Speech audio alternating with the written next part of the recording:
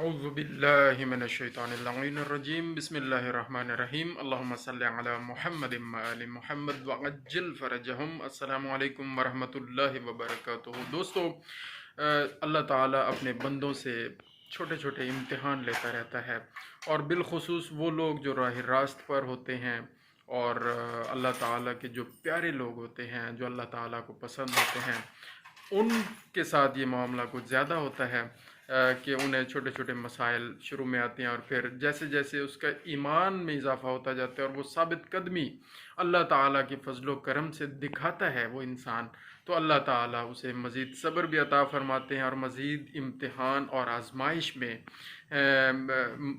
مبتلا کر کے اسے مزید سرخرو کرتے ہیں اور سربلندی عطا فرماتے ہیں۔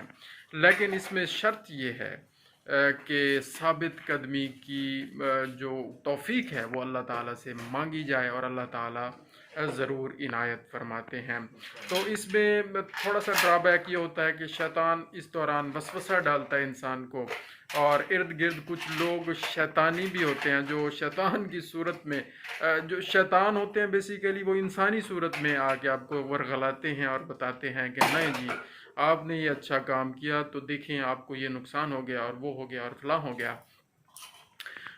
وہ دراصل کفریہ کلمات کہہ رہے ہوتے ہیں اور آپ کو کفریہ کلمات کی طرف لانے کی کوشش کر رہے ہوتے ہیں کہ آپ اللہ تعالیٰ سے رابطہ نہ بنائیں، کہ آپ امتحانوں میں مبتلا ہو جاتے ہیں، جبکہ یہ حقیقت نہیں ہے۔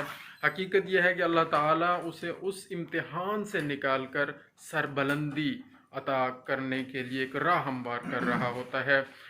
تو اللہ تعالیٰ سے دعا ہے کہ اللہ تعالیٰ ہمیں ثابت قدمی عطا فرمائے اور صبر کرنے والا بنائے، اور اپنی طرف سے جو طاقت و قدرت ہے وہ عطا فرما کے ہمیں ہر میدان میں سرخرو فرمائے۔ دوستو، شیطانی وسوسوں میں نہیں آنا، لا حول ولا قوت الا باللہ العلی العظیم کا ورد رکھیں۔ جب بھی آپ کو شیطانی وسوسے آئیں، جب بھی آپ کو اس طرح کے مسائل آئیں، یہ